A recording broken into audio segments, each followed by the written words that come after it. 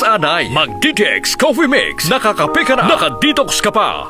Dakop ang isa ka ginapatihan drug personality kag miyembro sang LGBTQ samtang nakapalagyo naman ang iya upod sa ginpatigayon nga bypass operation sang PDEO Team 3 sa pagpanguna ni Police Major Daji de Lima pasadulas 10:40 sang gabi, Mayo 14 sa Mata Village, Barangay Butungon, Istansya, Iloilo. Ang nadakpan ginkilala kay alias Maymay, 25 anyos kag residente sang Barangay Butungon, Istansya, samtang nakapalagyo naman ang iya kaupod nga si alias Juki, residente sang Barangay Poblasyon, Ahoy, Iloilo. Nabakla ng subject sang isa ka sachet sang ginapatian illegal nga droga nga nagabalor 6,600 pesos. Dugang pa nga na-recover sa operasyon ang 5 ka sachet sang ginapatian shabu kag iban pa nga drug paraphernalia. Nagabugat sa 230 gramos ang kabugusan sang nakumpiskar nga suspected shabu nga may standard drug price nga naglabot sa 1,564,000 pesos. Nahibaluan nga ang main subject ang nakaagi na priso sang tuig 2022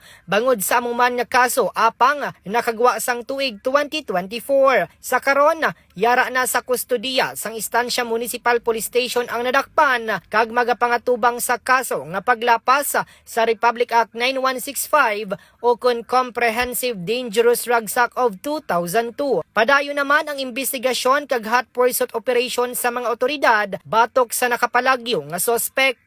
Balita nagikan diri sa Quinto Distrito, ini si K5 Reggie Plazuela de Mayo para sa kampiyon nga balita, serbisyo publiko kag kalingawan sa Quinto Distrito. K5 News FM. Ang superpower sa Mighty C. Lakas tensya, matalinaw, Mighty C.